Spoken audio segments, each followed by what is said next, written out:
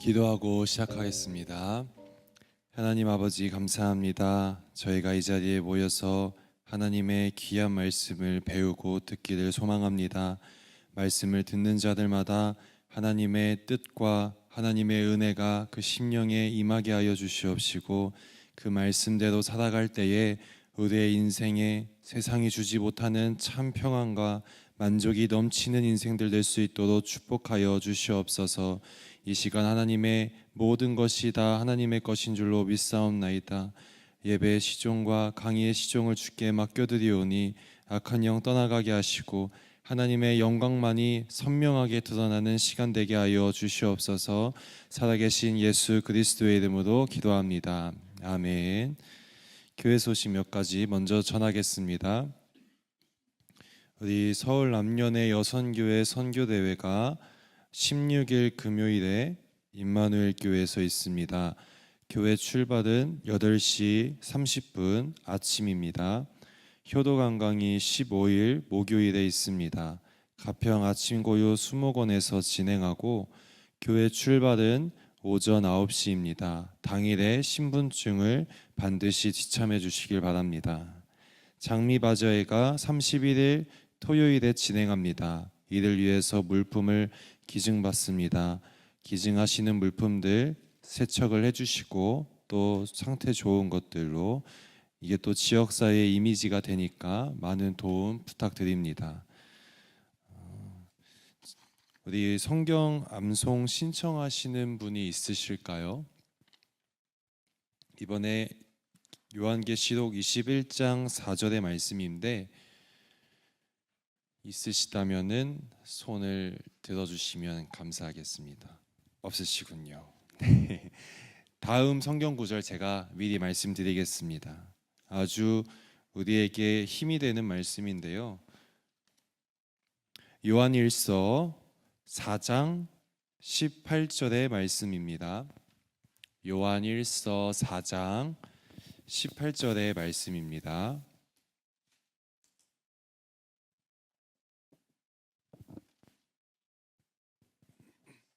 요한일서 4장 18절입니다.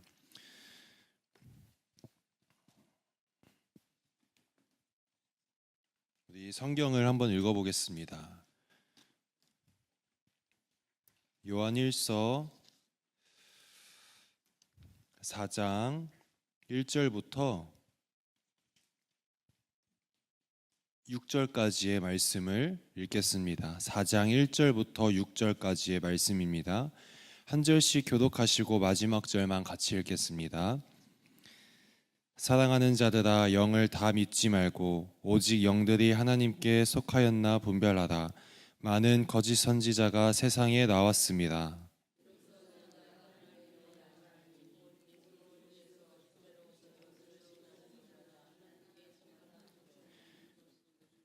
예수를 시인하지 아니하는 영마다 하나님께 속한 것이 아니니 이것이 곧 적그리스도의 영이니라. 오리라 한 말을 너희가 들었거니와 지금 벌써 세상에 있느니라.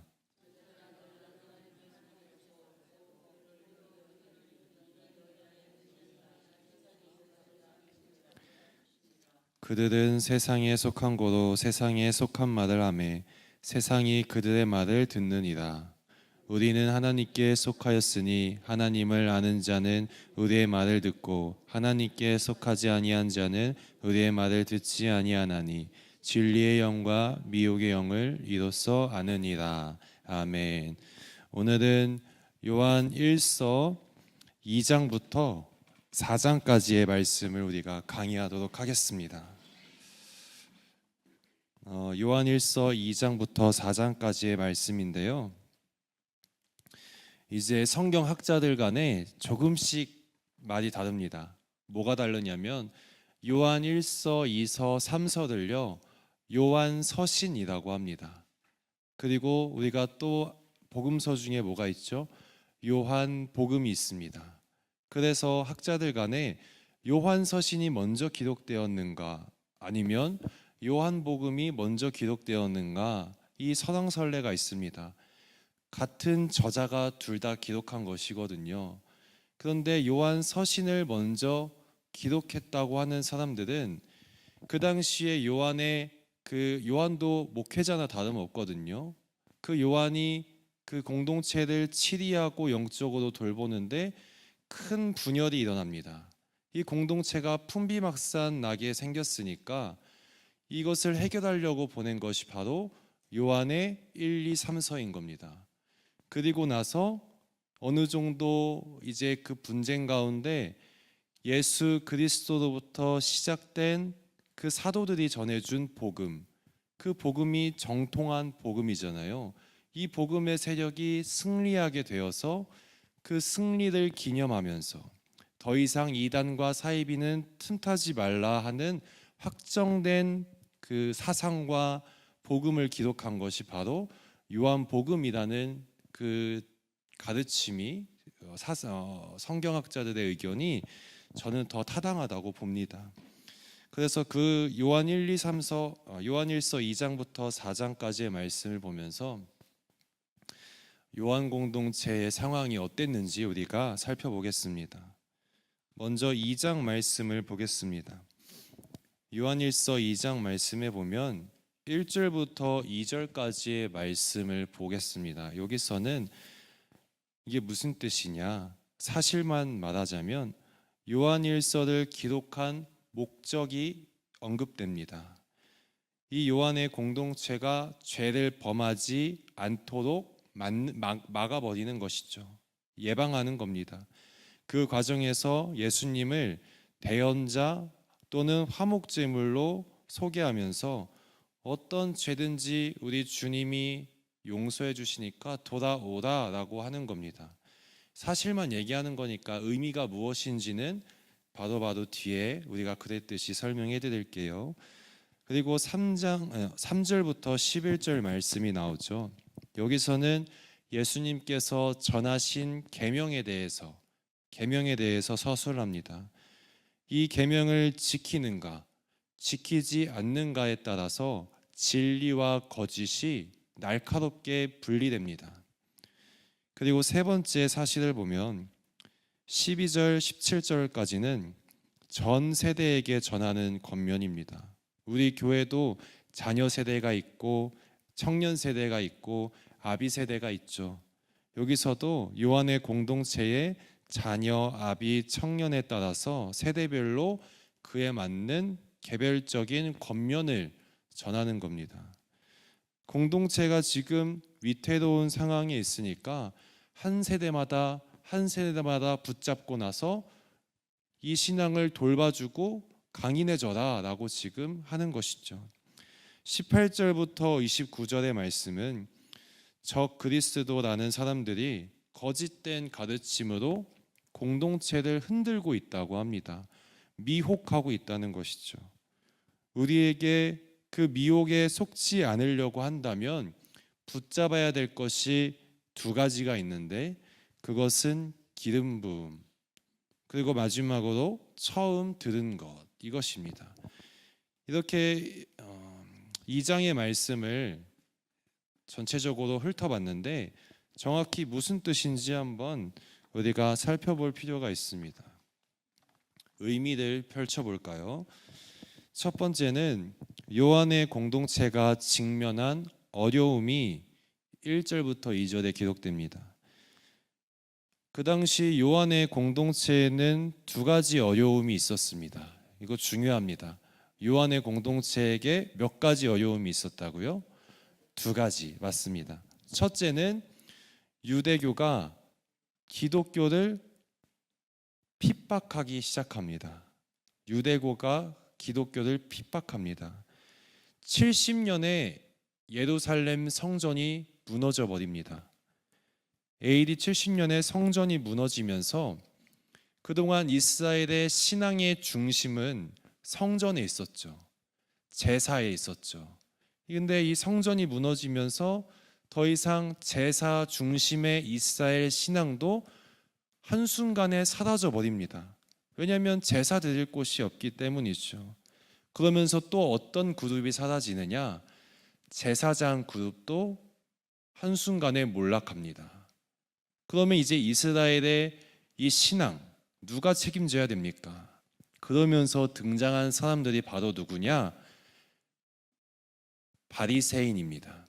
랍비들이라고 하죠. 이 바리새인들은 사두개인들이야 성전에서 봉사하는 사람들이지만, 바리새인들은 회당마다 율법을 강론하는 사람들이죠. 이 바리새인들이 이 민족이 이러다가는 망하겠다 싶어서 이스라엘에 얌니아라는 곳이 있습니다. 이 얌니아 회의를 유명한 이름난 랍비들이 다 모여가지고 회의를 합니다. 근데 이 회의에서 어떤 결의를 하느냐? 이제 이스라엘은 성전 중심의 민족이 아니라 율법 중심의 민족 신앙이 되어버리도록 전환하자. 경전이 우선이다 하면서 율법이 중요해진 겁니다. 그래서 예수님 시대만 해도 바리새인들이 강인했죠. 세력이. 그때는 물론 성전이 있었지만 그 맥락에서 성전이 무너지니까 힘을 받은 겁니다. 그러면서 이 얌니아 회의에서 이제 우리는 성전이 아니라 랍비 그리고 율법 중심으로 바꾼다 했는데, 중요한 것이 있습니다. 여기서 뭐가 중요하냐면, 이 회의에서 율법을 다 따져보면서 이 율법에 어긋나는 이단, 이 율법에 어긋나는 사이비, 이 집단들, 종파들을 모두 다 이단으로 공인하고 개와 같다, 저주를 받을지어다, 매일매일 아침, 점심, 저녁 3번마다 기도문을 읊게 합니다. 그 중에 종파가 누가 있을까요? 바로 예수님을 믿는 사람들, 바로 기독교인들이 이단으로 이 회의에서 정죄됩니다. 그러면서 이제 기독교가 유대교에서 이스라엘 안에서 시작됐으니까 한 울타리 안에 있었죠.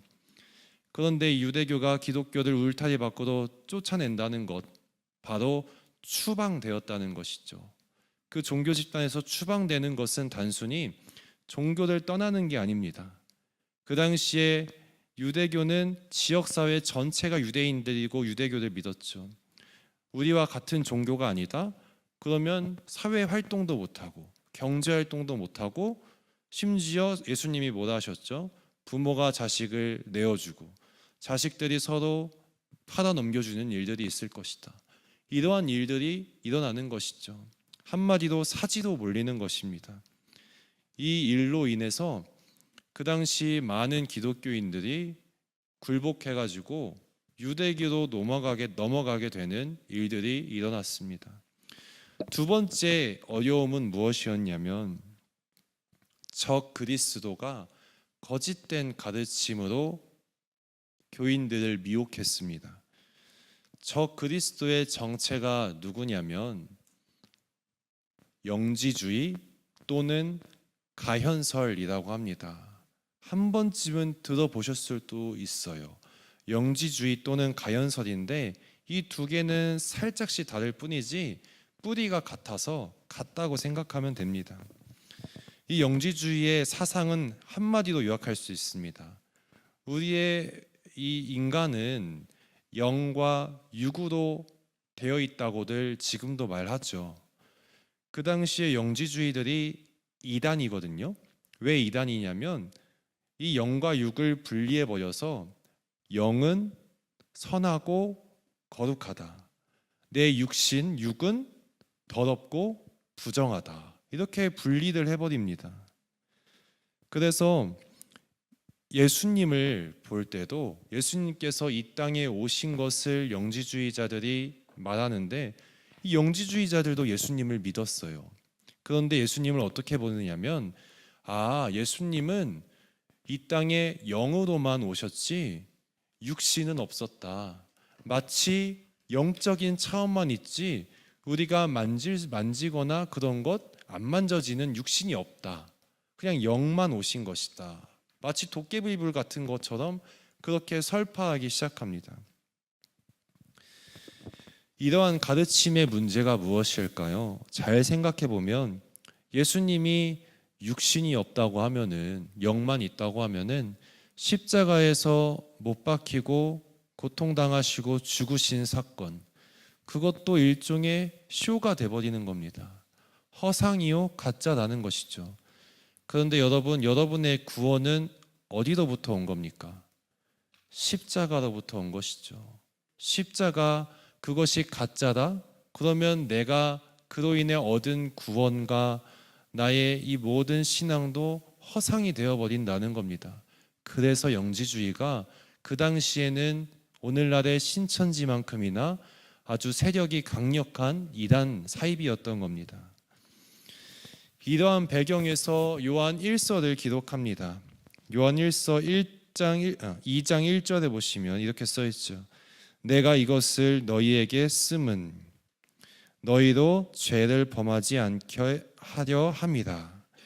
이 기록한 목적은, 요한 서신을 기록한 목적은 죄를 범하지 않게 하려는 겁니다. 여러분, 죄라고 하면은 우리가 생각하기도 나쁜 짓을 저지르지 않는다, 윤리적으로 거룩하게 살아야 된다라는 거 생각할 수 있는데, 요한은 그렇게 보지 않습니다. 요한에게 있어서 죄란 무엇이냐? 첫째는 유대교의 이 핍박, 간악한 계략에 굴복하고 포기하는 것이 죄입니다. 또 두 번째는 무엇이냐면 적 그리스도의 그 가르침에 미혹되어서 넘어가는 것도 바로 죄가 됩니다. 바로 이것이 요한이 생각하는 서신에서 나오는 죄인 것입니다. 이러한 죄를 범하지 말라고 요한 서신을 기록한 겁니다. 그러면서 요한이 또 한편으로는 그 품이 참 넓습니다.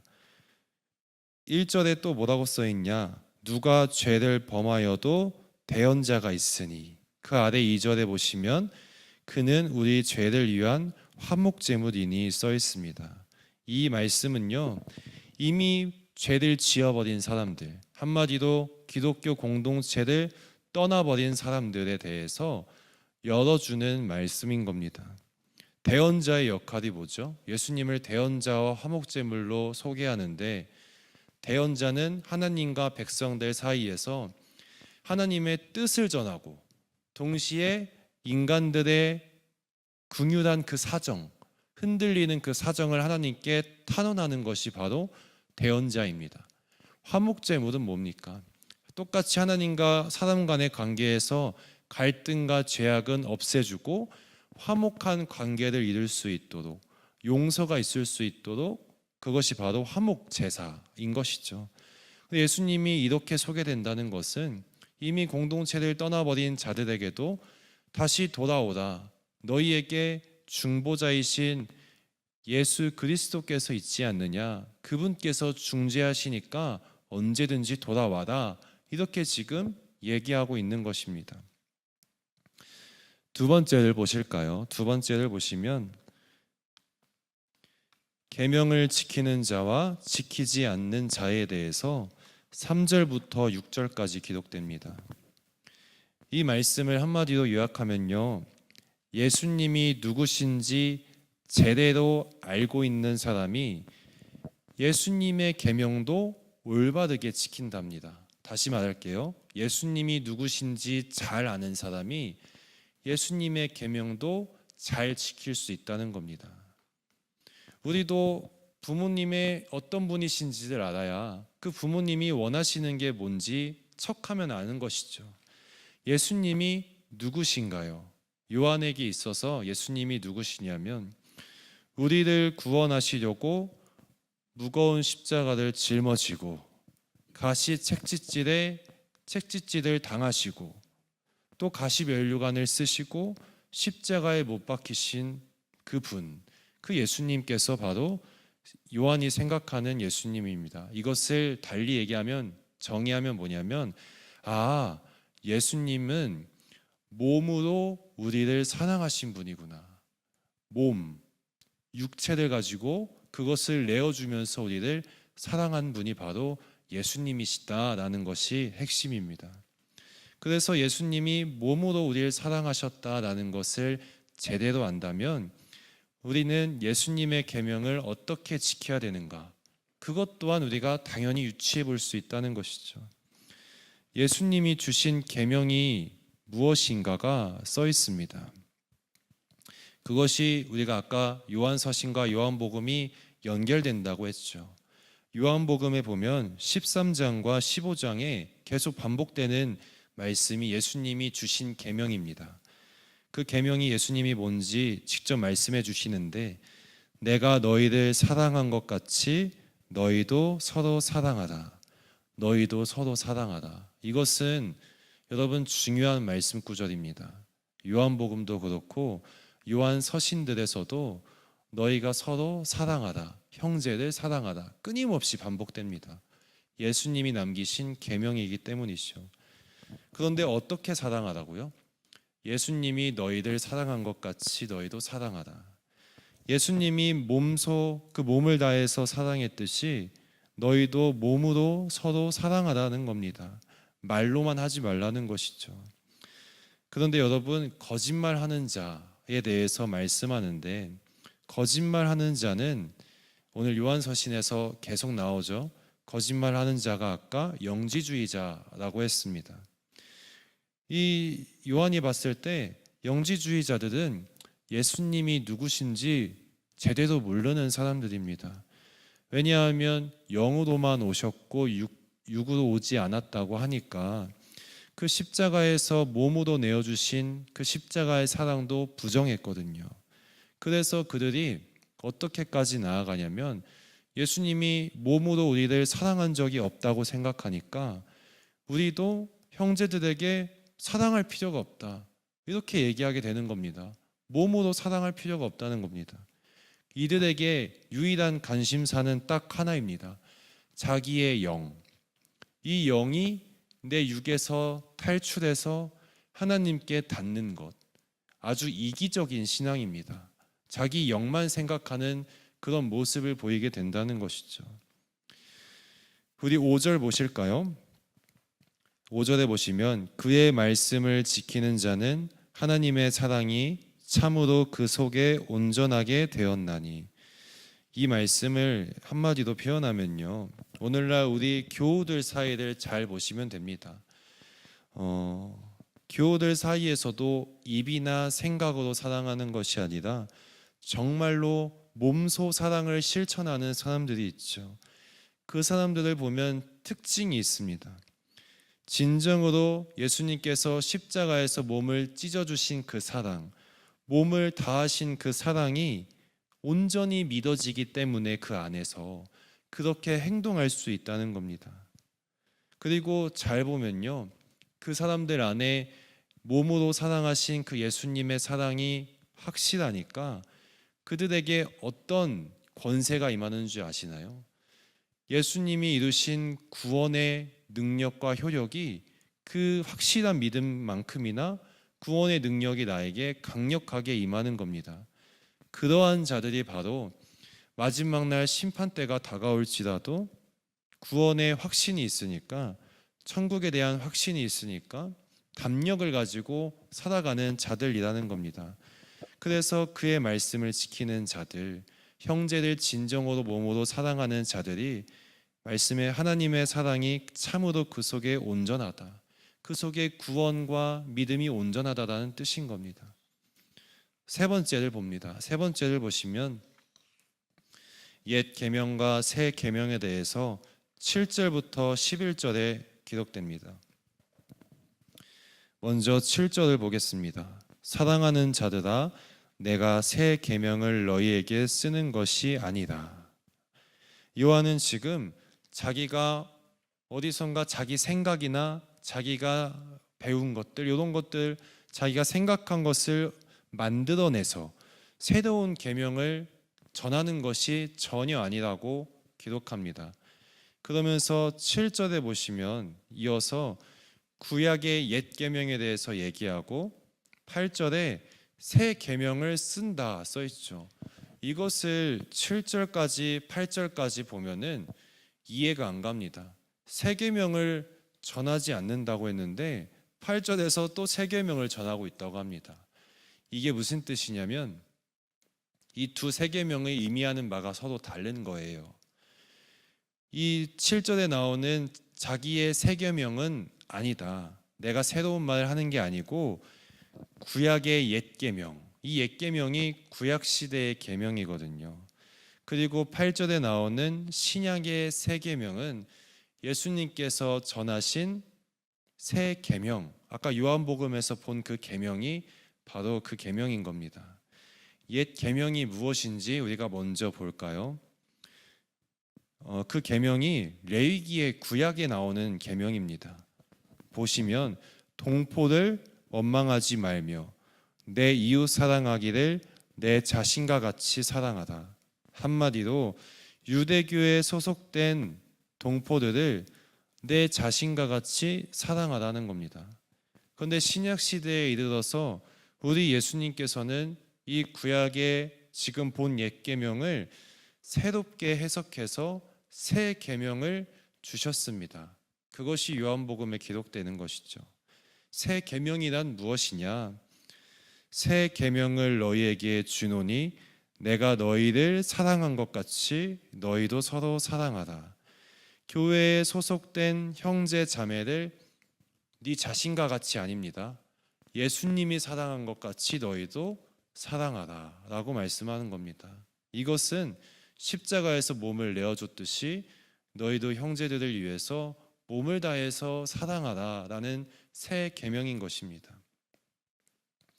여러분, 이제 여기서 한 가지 중요한 것이 있는데, 우리가 이렇게 몸으로 사랑하는 새 계명, 서로 사랑하라는 새 계명을 지켜야 하는 이유가 무엇일까요? 여기서 중요합니다. 8절에 보시면 이는 어둠이 지나가고 참 빛이 벌써 비침이니라. 어둠과 참 빛에 대해서 얘기하죠. 어둠은요, 여기서 상징하는 바가 기독교 신앙 공동체를 회방하고 무너뜨리는 세력입니다. 그 세력이 누구죠? 유대교, 적그리스도 맞습니다. 참 빛은 무엇일까요? 이 참 빛은 예수님이고 또한 예수님께서 전해주신 새 계명입니다. 이 새 계명이 예수님이 우리에게 비춰주시는 참 빛입니다. 그것은 곧 몸으로 형제를 사랑하는 것이죠. 그 참 빛으로 어둠을 쫓아내라는 것입니다. 여러분, 이렇게 요한복음, 요한서신에서 서로 사랑하라라고 계속 반복되는 이유는 아까 얘기했듯이 교회가 큰 위기에 있기 때문입니다. 지금 교회 위로 태풍이 지나가는 것과 같은 영적 세계가 지금 그렇다는 겁니다. 태풍이 지나가면 우리가 서로 떨어져 나가지 않도록, 탈락되지 않도록 서로 팔짱을 껴야 되고 서로 의지해야 된다는 것이죠. 몸으로 우리를 감싸 안아야 되는 겁니다. 풍파가 지나갈 때까지 그렇게 견디고 또 견뎌라 하는 겁니다. 여러분, 이 그림을 보시면 뭐가 떠오르냐요? 요한복음의 유명한 비유가 뭐 있죠? 떨어져 나가지 말라는 것. 맞습니다. 포도나무의 비유가 나오죠. 요한복음의 이 포도나무의 비유가 유독 강조되죠. 이 비유에 따르면 우리가 참 포도나무이신 예수님에게서 떨어져 나가지 않도록 붙어 있어야 그 생명을 우리가 영위할 수 있다. 열매를 맺을 수 있다고 하죠. 마찬가지입니다. 요한의 공동체에 우리가 소속되고 신앙생활을 해야 우리가 구원과 생명, 영생을 누릴 수 있다는 것이죠. 그러니 유대교와 적그리스도에게 넘어가지 말라, 떨어지지 말라. 그러면 너희가 사람들의 발에 치이는 사람들이 될 것이다. 불타는 장작이 될 것이다. 이러는 것이죠. 9절을 보실까요? 빛 가운데 있다 하면서 그 형제를 미워하는 자는 지금까지 어둠에 있는 자요. 지금 이 말씀은요, 유대교와 적그리스도를 정죄하고 있는 말씀입니다. 이 유대교와 적그리스도는 스스로 빛 가운데 있다고 확신했던 사람들입니다. 자기들이 하나님을 잘 알고 자기들만큼 예수를 잘 아는 사람들이 없다. 그것이 유대교와 또 영지주의자들 각각이 그랬거든요. 그런데 그들의 열매를 보세요.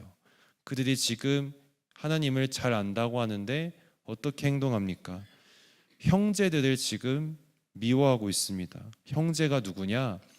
한 울타리 안에서 형제처럼 지냈던 기독교를 잔혹하게 박해하고 있고,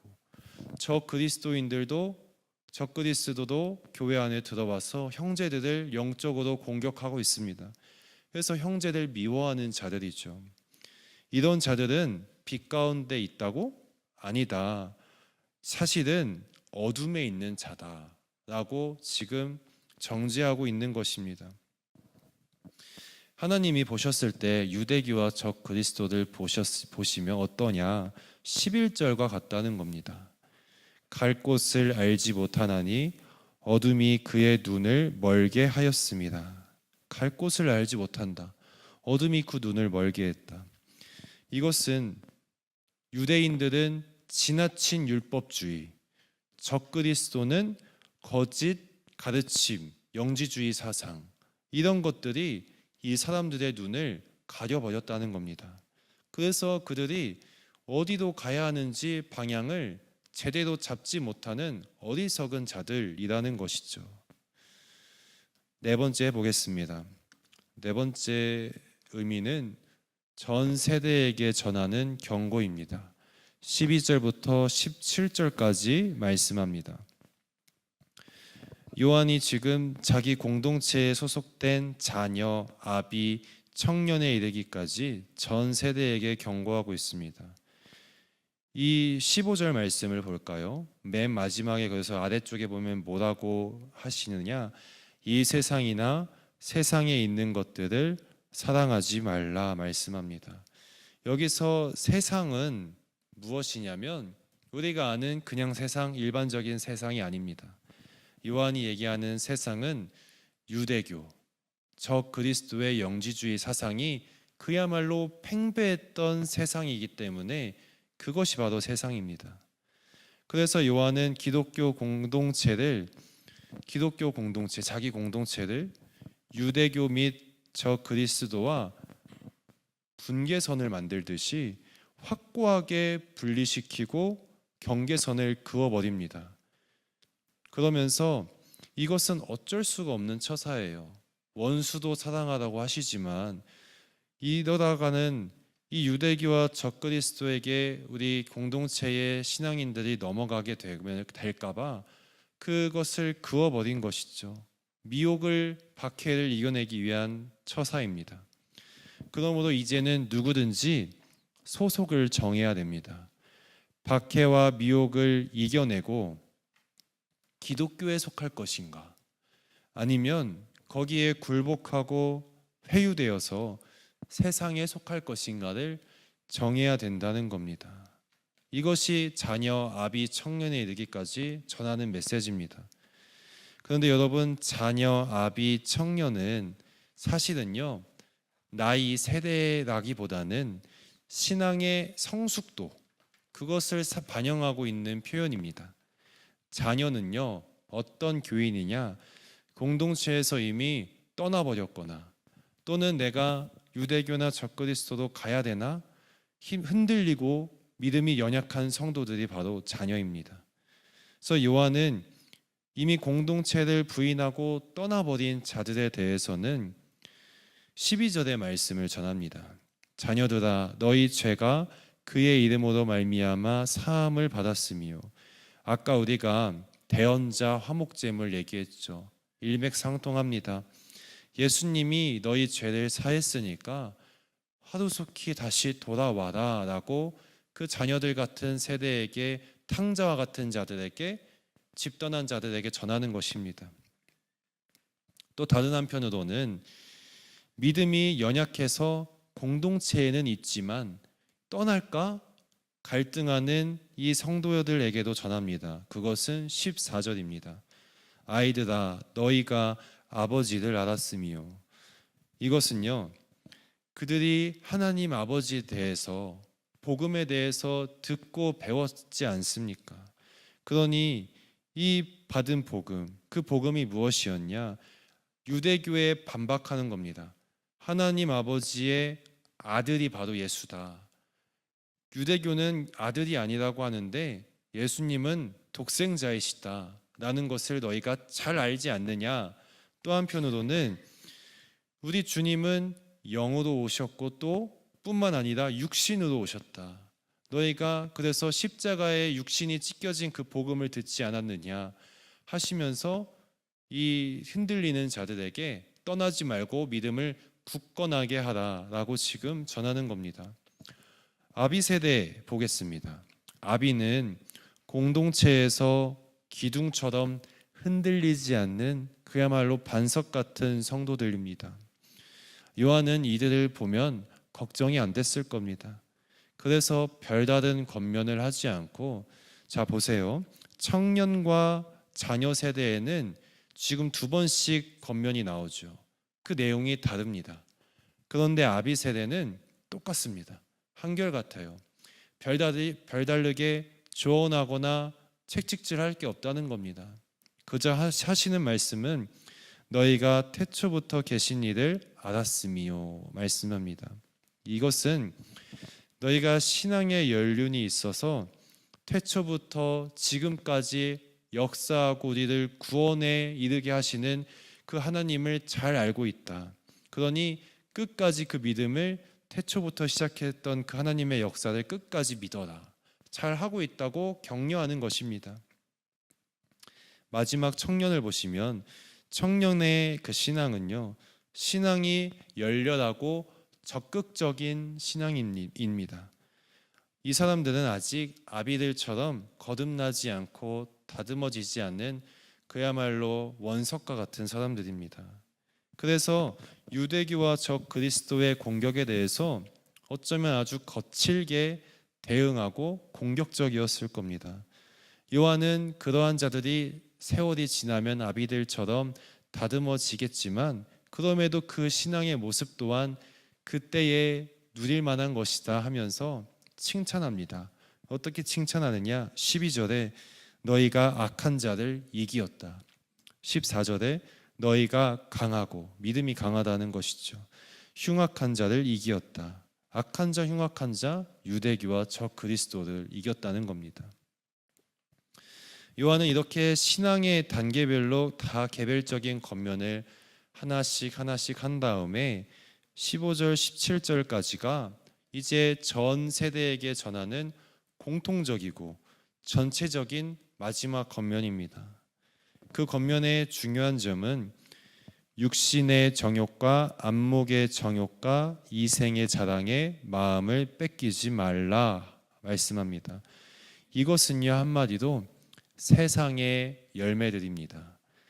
여러분, 창세기에 보면 사람이 선악과를 보고 먹음직도 하고 보암직도 해서 그것을 탐했다고 합니다. 그것을 탐해서 결과가 어떻게 됐죠? 마귀와 죄의 종살이하는 노예가 되었습니다. 마귀 밑에 들어가는 소속이 되었다는 것이죠.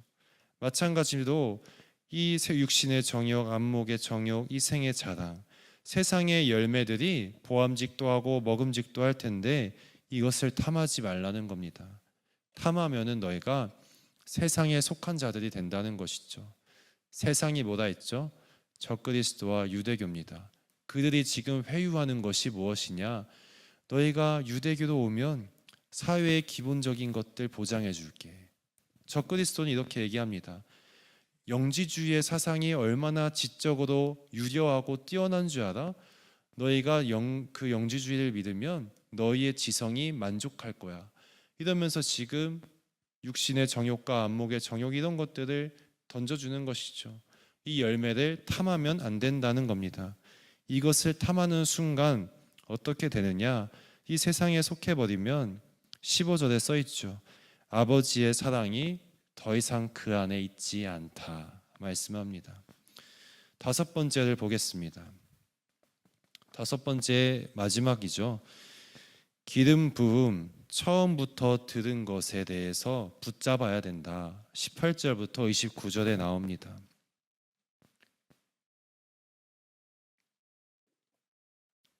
26절 말씀을 볼까요?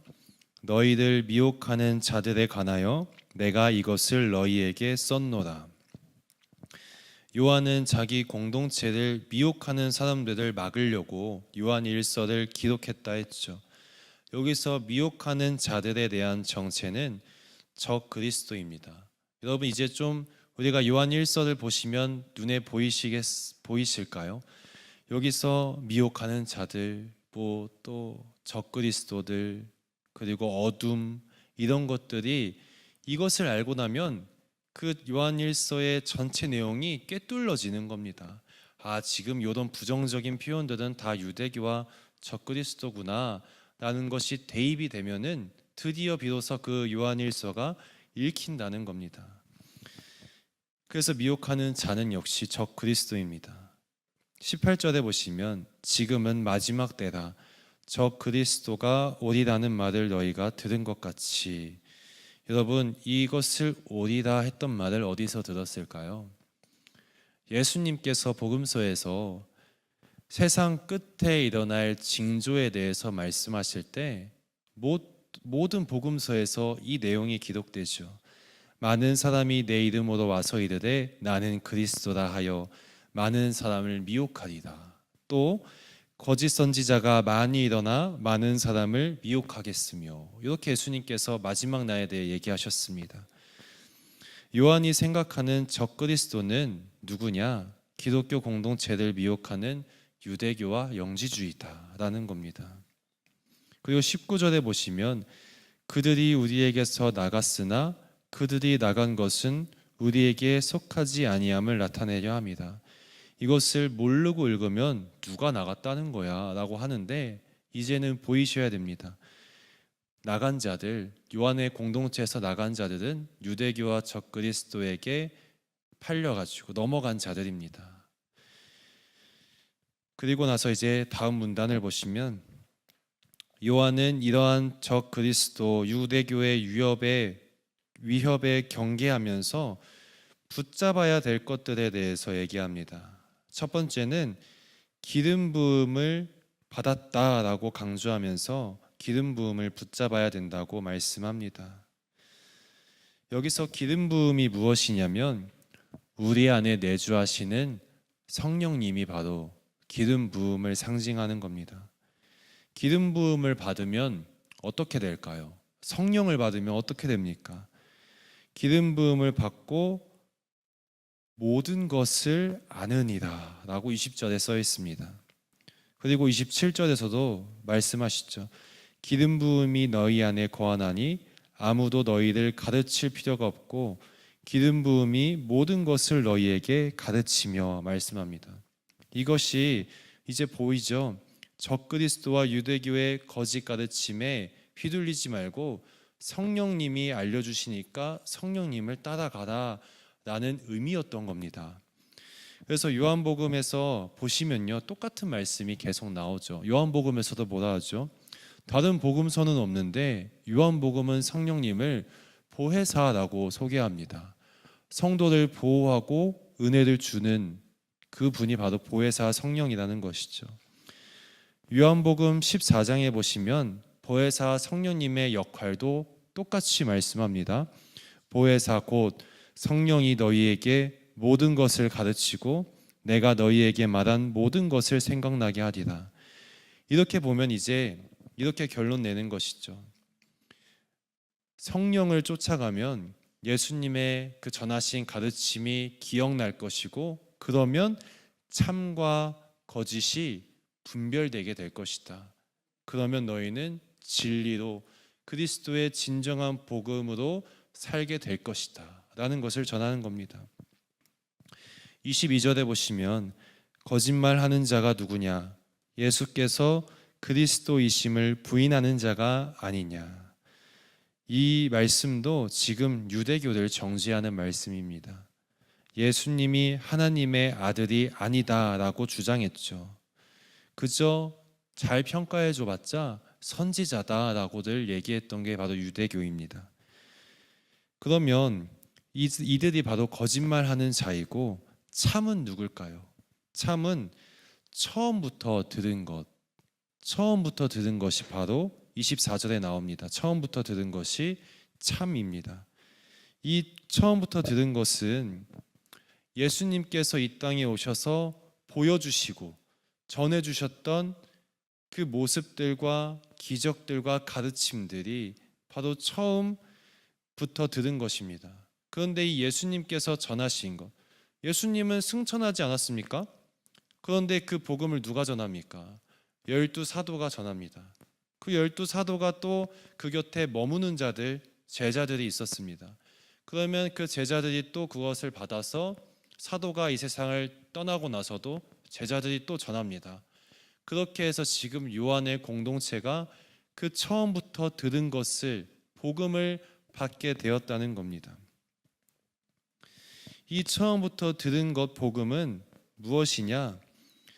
우리가 늘 얘기했듯이 예수님은 하나님의 아들이다. 그리고 두 번째로는 예수님은 육신으로도 입고 이 땅에 오셔서 십자가에 찢기셔서 너희를 구원하셨다. 이것이 바로 처음부터 들은 것이죠. 이것을 보면 너희가 이제 유대교와 적그리스도가 얼마나 거짓되고 모순적인지 눈에 보이지 않겠느냐라는 것이죠. 이제 넘어가 보겠습니다. 적용은 개인적으로 읽으시면 되고요. 시간 관계상 말씀들만 우리가 봅니다. 3장으로 넘어갑니다. 1절부터 7절 사실 보시면요, 이것은 그리스도인의 마지막에 있을 그 모습에 대해서 말씀합니다. 예수님을 믿는 자들이 장래에 어떻게 되는지 언급합니다. 성도가 그러면서 이 마지막 날에 있을 변화될 일들, 부활을 소망한다면 자기를 깨끗하게 유지하며 살아야 된다 말씀합니다. 두 번째는 8절부터 12절입니다. 죄를 짓는 자와 죄를 짓지 아니하는 자에 대해서 말씀합니다. 성도가 부활을 훗날 경험하려면 죄를 짓지 않도록 경계해야 된다는 것이죠. 그러면서 죄를 짓는 자는 마귀에게 속했고 형제를 미워하는 자다. 죄를 짓지 않는 자는 하나님께 속한 자고 형제를 사랑한다. 자, 세 번째 봅니다. 사망과 생명에 대해서 얘기하죠. 13절에서 24절에 보시면 예수를 믿느냐에 따라서 사망과 생명, 영벌과 영생이 나뉜다는 겁니다. 생명과 영생을 누리고 싶습니까? 그 비결은 예수 그리스도를 믿고 형제간에 서로 사랑하는 삶을 살면은 누리게 된다는 겁니다. 이제 의미를 봅니다. 몸의 부활에 대해서 1절부터 7절까지 말씀합니다. 우리 다 같이 1절의 말씀을 읽어보도록 하겠습니다. 시작.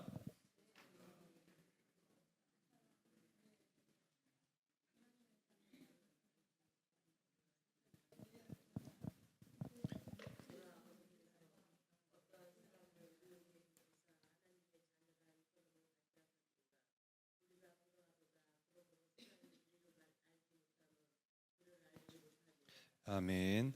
1절에 보시면 세상이 우리를 알지 못함은 그를 알지 못함이라 말씀합니다. 이것은 유대교가 기독교를 박해한 이유에 대해서 지금 반영하고 있는 말씀입니다. 유대교가 기독교를 박해한 이유는 한마디로 예수님을 알지 못했기 때문이라는 것이죠. 그들은 예수님을 하나님의 아들이 아니라 잘 쳐줘봤자 선지자다 정도로만 평가합니다. 그러나 기독교인은 예수님을 하나님의 아들이라고 믿는 사람들이죠. 이 예수님을 믿는 자들, 그들의 마지막이 어떻게 되는지 바로 말씀합니다. 2절에 보시면 우리가 하나님의 자녀다, 예수님을 믿는 자들이라는 것이죠. 그들이 장래에 어떻게 될지는 하면서 뭐라 말씀하시느냐, 그가 나타나시면 우리가 그와 같을 줄을 아는 것. 성도의 마지막 모습은 예수님께서 부활하신 모습과 같다라는 것이죠. 그와 같다는 겁니다. 요한은 영지주의자들에 맞서서 지금 일관되게 예수님의 몸을 강조하고 또 강조하고 질릴 정도로 강조합니다. 그래서 예수님의 부활에 대해서 기록할 때도 예수님의 부활은 영의 부활 아니다, 몸의 부활이다라는 것을 부각시킵니다. 그래서 요한복음 20장에 보시면 도마가 나오죠. 도마에게 이르시되 네 손가락을 이리 내밀어 내 손을 보고 내 손을 내밀어 내 옆구리에 넣어보라. 그리하여 믿음 없는 자 되지 말고 믿는 자가 되어라. 예수님의 육을 만져보라는 것이죠. 그래서 예수님의 부활은 몸의 부활이구나 라는 겁니다. 따라서 예수님을 믿는 자들도 부활하면 어떻게 된다고요? 영혼이 아니라 신령한 몸으로 부활한다는 겁니다. 여러분, 바울도 똑같은 가르침을 전했죠. 고린도전서 15장에 보면 바울이 우리의 부활에 대해서 이렇게 말씀합니다. 육의 몸으로 심고 신령한 몸으로 다시 살아나나니 육의 몸이 있은즉 또 영의 몸도 있다. 그 몸으로 부활한다는 것이죠. 이것은 영지주의자들을 또한 정죄하는 말씀인 겁니다. 우리가 3절을 봅니다. 주를 향하여 이 소망을 가진 자마다, 이어지는 말씀이죠.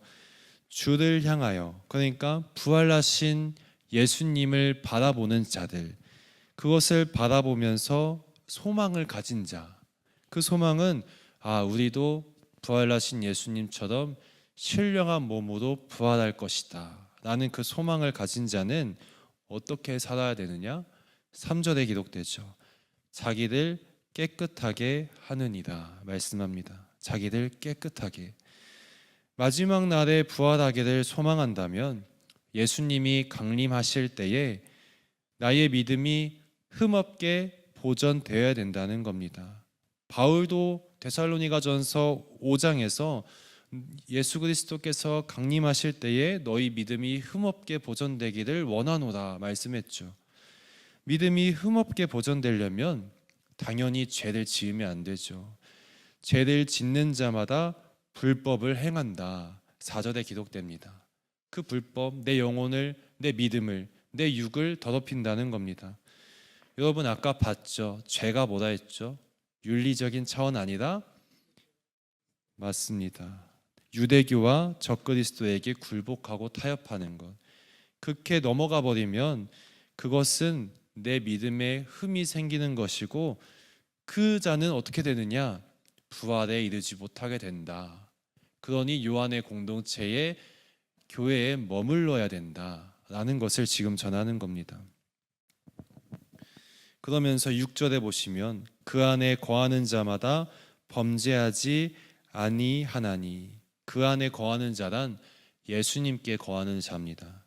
그리고 예수님의 몸된 교회에 거하는 자들이 범죄하지 않는다. 그 이단 사상에 넘어가지 않는다는 것이죠. 그래서 7절에 뭐라 써 있냐?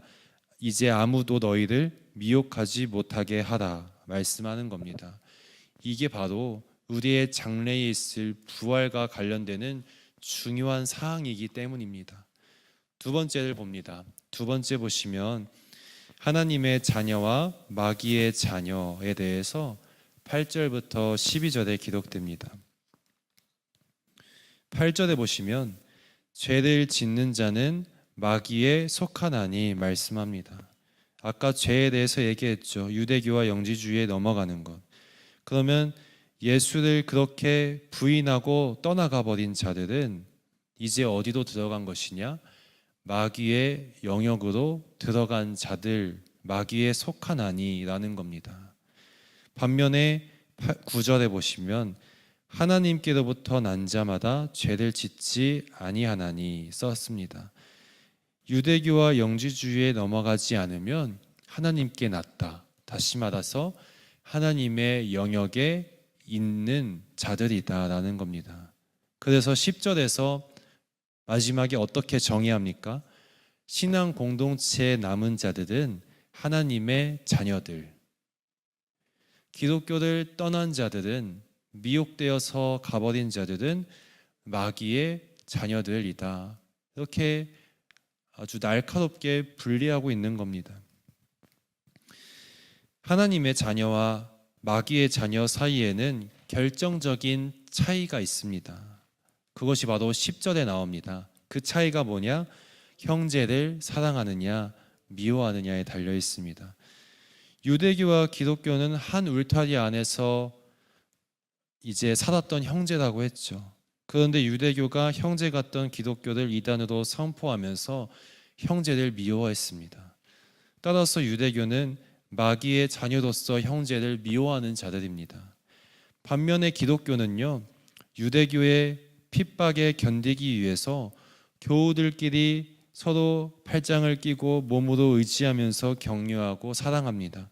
그러니 하나님의 자녀로서 형제를 사랑하는 자들이다라는 것이 10절의 말씀인 겁니다. 그러면서 마지막까지 어디로 뻗어가 나가느냐? 유대교를 상징하는 인물 12절에 보시면 가인이라고 합니다. 가인은 형제 아벨을 죽인 자죠. 마귀에게 속하여 형제를 죽였다는 겁니다. 기독교를 대표하는 분은 누구냐면 말씀에 기록되지 않지만 쭉 읽어보면 알 수 있습니다. 예수님이 바로 기독교의 본이 되고 대표구나. 요한복음 13장에 보시면 다른 복음서에선 안 나오는데 요한복음에서만 나오는 게 바로 제자들의 발을 씻기신 사건이 나옵니다. 예수님께서 그 몸을 굽히셔서 제자들의 발을 닦으시고 손수 물기를 닦아주신 것, 그것은 그리스도인들도 형제를 섬기고 몸으로 사랑해야 된다는 것을 먼저 보여주신 겁니다. 그러면서 또 15장 요한복음에 보시면 요한복음 15장에 가장 큰 사랑이 뭐냐? 사람이 친구를 위하여 자기 목숨을 버리면 이보다 더 큰 사랑이 없나니 너희는 나의 친구다. 친구들 위해 목숨을 버리는 게 가장 사랑의 극치라는 겁니다. 요한복음에서만 이 형제를 위해 희생하는 것이 사랑의 극치라는 것이죠. 그것이 사실 누가 먼저 보여주셨나요? 예수님께서 친구와 같은 우리들을 위해서 십자가에서 희생하신 것이 바로 그 사랑인 것입니다. 세 번째를 봅니다. 13절부터 24절에 나오는 말씀인데 믿음과 사망과 생명에 대해서 말씀합니다. 14절에 보시면 형제를 사랑함으로 사망에서 옮겨 생명에 들어간 줄을 알거니와, 이 형제를 사랑함으로 사망에서 생명으로 옮겨갔다 말씀합니다. 요한은 우리가 맨 처음에 봤듯이 어둠과 빛, 어둠과 참빛을 분리했죠. 여기서도 똑같습니다. 사망과 생명을 극명하게 나눕니다. 이거는 표현만 다를 뿐이지 똑같은 뜻입니다. 사망은요, 형제 같았던 기독교를 박해한 유대교의 영역이다. 그것이 바로 사망이라는 것을. 유대교를 따라가면 너희는 사망에 거한다. 그리고 이 사망에 있는 자들, 이 자들은 마지막에 심판을 받아서 영벌에 처해진다. 사망이 영벌이 되어버리는 것이죠. 생명은 무엇이냐? 예수님을 믿는 형제들끼리 서로 사랑하면서 견디고 있는 기독교의 영역이 바로 생명의 영역입니다. 교회가 생명의 젖줄이라는 것이죠. 이 생명에 있는 자들은 마지막 날에 그 가지고 있던 생명이 변해서 영생이 된다라는 겁니다. 요한서신에서 잠깐 벗어나자면 요한복음에 특별한 말씀이 가르침이 있습니다. 요한복음의 그 마지막 종말에 대해서 말씀을 할 때는 다른 복음서는 다 미래에 있을 일이다, 미래의 구원과 심판이 있다 하는데 요한복음은 유독 이 땅에서 이미 심판이 일어났다라고 말합니다. 그게 요한복음의 특징이거든요. 한마디로 예수님을 내가 만난 순간에 이 사람은 벌받은 사람, 이 사람은 구원받은 사람, 이렇게 갈려진다는 겁니다. 그것이 요한복음 3장에 보시면 그를 믿는 자는 심판을 받지 아니하는 것이요 믿지 아니하는 자는 하나님의 독생자의 이름을 믿지 아니하므로 벌써 심판을 받은 것이다. 그리고 요한복음 5장에서도 내가 진실로 진실로 너희에게 이르노니 내 말을 듣고 또 나 보내신 이를 믿는 자는 영생을 얻었고, 과거형이죠. 얻었고 심판에 이르지 아니하나니 사망에서 생명으로 옮겼느니라. 이미 옮겨졌다는 겁니다. 예수님을 믿으면 이미 우리가 이 땅에서 천국을 받은 것이고 또 마지막에 천국에 들어간다는 것이죠. 배척한다, 이미 영벌에 받은 것이고 마지막에도 영벌로 간다는 겁니다. 그러나 마지막 순간에 시간이 지나면서 내가 예수를 믿게 되면은 안 믿던 자들도 예수를 믿음으로써 생명으로 언제든지 옮겨갈 수 있다라는 것도 확실한 겁니다.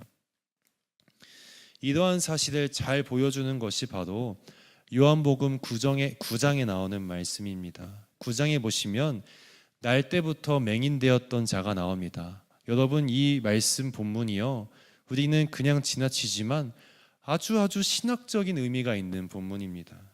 이 날 때부터 맹인이었던 자를 예수님이 고쳐주십니다. 이 맹인을 구원하시고 고쳐주셨다는 사건을 듣자마자 이 예수님의 소식을 듣고 사람들의 반응이 좌우로 갈립니다.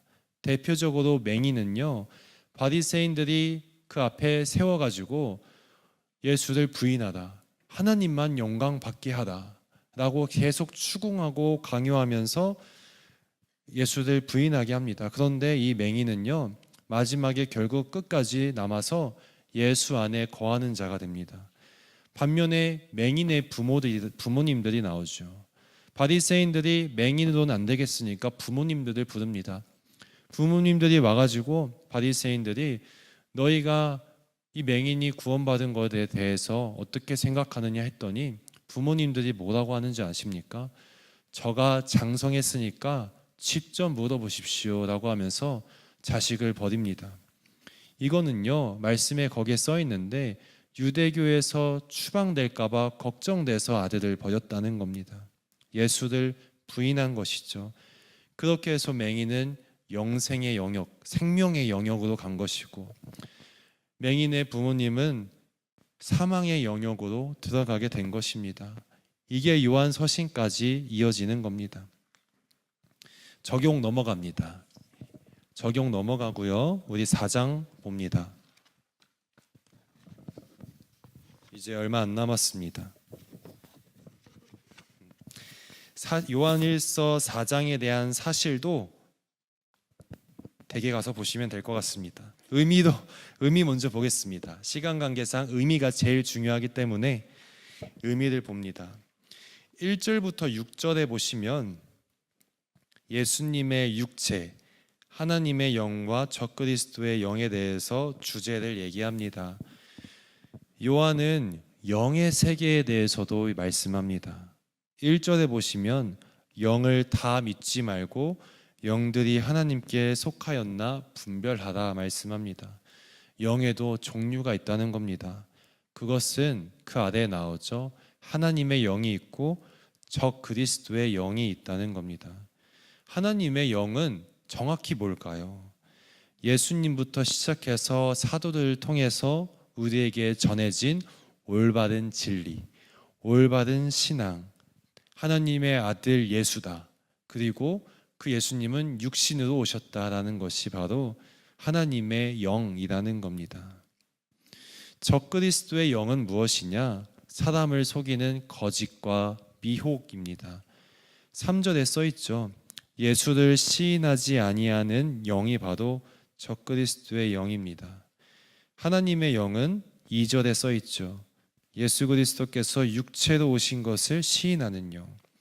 그래서 적그리스도의 영은 한마디로 영지주의자들입니다. 예수님이 영으로만 오셨지 육신이 없다라고 했으니까 그 예수님께서 십자가에서 고통당하시고 죽으신 것도 허상이다라고 하는 겁니다. 이들이 이토록 이 영지주의의 육신을 거부하는 이유는 5절에 나오죠. 그들은 세상에 속한 거로 세상에 속한 말을 하매. 세상에 속한 말이란 여기서 뭐냐면 세상에 속한 철학, 사상입니다. 그것이 바로 영지주의거든요. 이거에 심취해가지고 하나님의 영과 그리스도의 영을 지금 부인하는 겁니다. 우리도 신앙생활을 잘 하다가 어떤 철학이나 이런 걸 보고 가끔씩 심취해서 다른 길을 가는 분들도 있죠. 신학교 때 그런 분들이 꽤 있었거든요. 그런 것과 비슷한 것이죠. 두 번째 의미 봅니다. 성령께서 내주하시는 증거에 대해서 13절부터 15절에 기록됩니다. 여러분, 성령님께서 여러분 안에 내주하시나요? 정말 내주하시나요? 그것을 어떻게 알 수 있습니까? 증거를 보여달라고 하면 어떻게 할래요? 맞습니다. 예수님을요, 하나님의 아들이라 시인하면 하나님이 그 안에 거하신다라고 15절에 기록됩니다. 예수님이 하나님의 아들이라고 진정 고백할 수 있는 건 성령님이 맺힌다는 것이죠.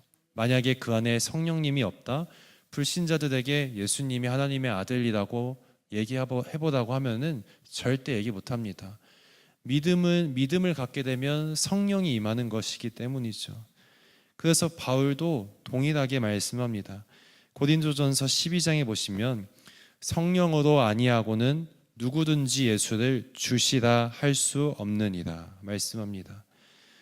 그러나 여러분, 성령의 내주하심과 성령의 충만하심은 다른 이야기입니다.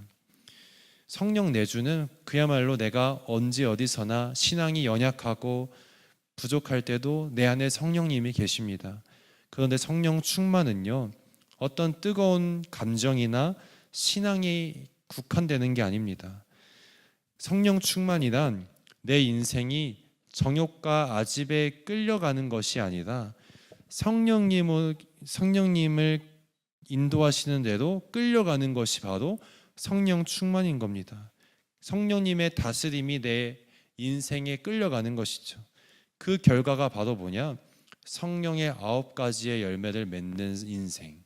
그 열매를 보면 이 사람은 성령 충만하구나. 뜨겁다고 성령 충만 아닙니다. 성령의 그 거룩한 9가지 열매를 삶으로 보여주고 있는 자가 성령 충만한 자입니다. 이제 마지막입니다. 온전한 사랑에 대해서 말씀합니다. 16절과 18절의 말씀입니다. 이게 바로 다음에 암송할 구절도 여기에 속하는 것이죠.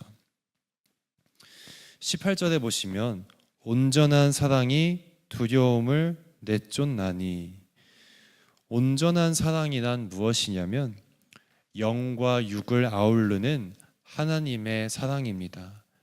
영만 얘기한다? 반쪽짜리 사랑이죠. 영과 육을 얘기해야 온전한 사랑인 겁니다. 하나님은 독생자 예수 그리스도를 육신을 입혀서 이 땅에 보내셨습니다.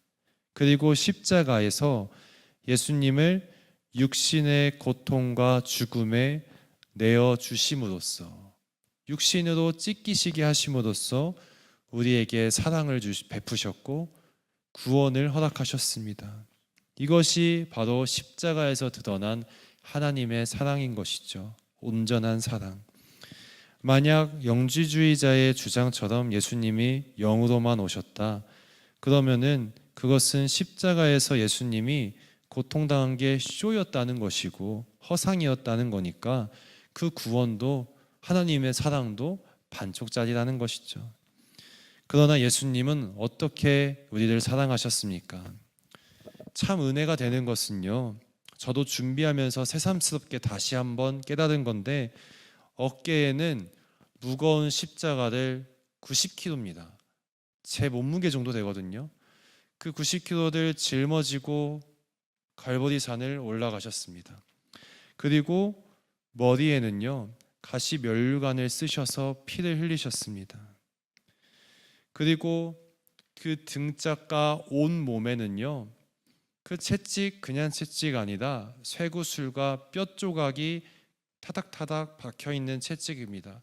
그걸 한번 휘두르면 살갗이 벗겨지고 뼈가 드러날 수밖에 없는 채찍입니다.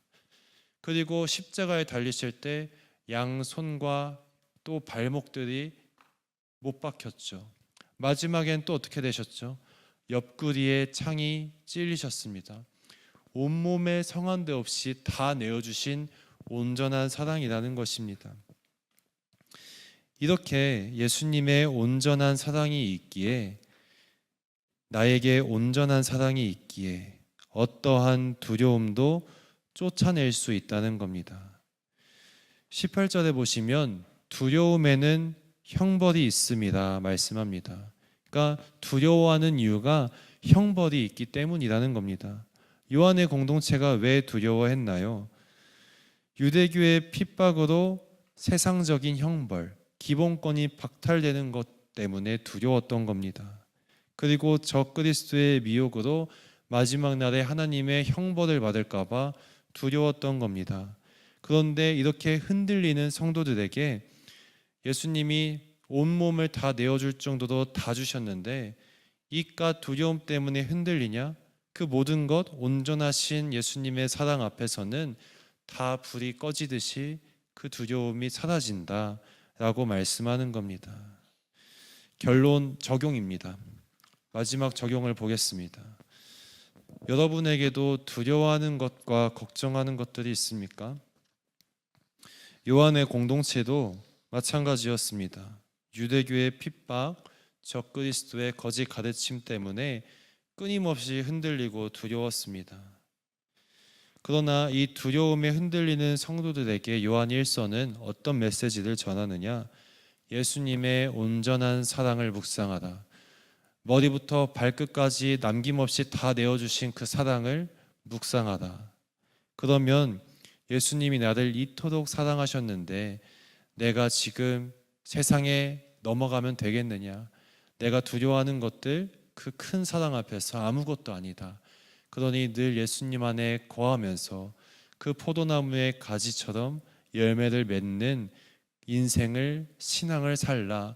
그것을 전하는 것이 바로 요한 1서의 메시지입니다. 그래서 이것이 연결되면 로마서 8장 35절에 바울도 똑같이 얘기하죠. 요한과 바울이 참 닮았습니다. 누가 우리를 그리스도의 사랑에서 끊으리요? 환난이나 곤고나 박해나 기근이나 적신이나 위험이나 칼이랴. 그러나 이 모든 일에 우리를 사랑하시는 이로 말미암아 우리가 넉넉히 이기느니라. 아멘. 오늘 강의는 여기까지 하고요. 요게 2장부터 3장의 말씀의 내용들이 참 많은 걸 담고 있어서 요것을 다 전하려면 어쩔 수 없이 시간이 초과되었습니다. 송구스럽고 죄송하게 생각합니다. 그리고 혹시 질문이 있으시다면 남아서 저에게 알려주시면 되겠고요.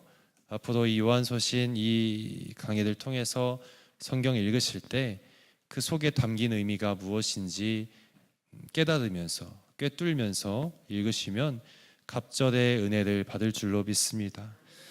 기도하고 마치도록 하겠습니다. 하나님 아버지, 이 시간 우리가 말씀을 받습니다. 하나님, 그 주님의 그 말씀 가운데 우리 주님이 우리를 얼마나 사랑하시는지 깨닫습니다. 그 사랑이 온몸을 내어주셨다는 것을 기억하면서 나도 그 사랑 앞에서 나의 두려운 마음, 걱정스러운 마음 다 내려놓고 오직 기름 부음 받은 그 성령님을 따라가고 예수 그리스도의 어떠한 것도 이겨내는 사랑을 쫓아가는 인생들이 되게 하여 주시옵소서. 그리하면 우리는 늘 이 땅 가운데 생명 가운데 거하는 자들이지 어둠 가운데 거하는 자들이 아닙니다. 생명 가운데 늘 공동체 안에 거하면서 마지막에 하나님의 부르심을 받는 그때에 그 생명을 간직한 것들이 결국에는 영생에 이르게 되는 귀한 은혜를 우리 모두에게 허락하여 주시옵소서. 이제 또 길거리 전도를 나갑니다. 그 생명의 말씀을 가지고 지역사회 곳곳에 어둠을 비치는 자들이 오니 하나님께서 함께하여 주셔서 악한 영들이 떠나가게 하시고 가정 안에 은혜와 복이 넘치도록 임하는 통로의 장으로 삼아 주시옵소서. 살아계신 예수 그리스도의 이름으로 기도합니다. 아멘. 하늘에 계신 우리 아버지여, 이름이 거룩히 여김을 받으시오며 나라가 임하옵시며 뜻이 하늘에서 이루어진 것 같이 땅에서도 이루어지이다. 오늘날 우리에게 일용할 양식을 주옵시고 우리가 우리에게 죄 지은 자를 사하여 준 것 같이 우리 죄를 사하여 주옵시고 우리를 시험에 들게 하지 마옵시고 다만 악에서 구하옵소서. 나라와 권세와 영광이 아버지께 영원히 있사옵나이다. 아멘. 애쓰셨습니다. 궁금한 게 있으시면 저에게 와주시면 되고, 다시 말씀드리면 다음 암송은 요한일서 4장 18절의 말씀입니다.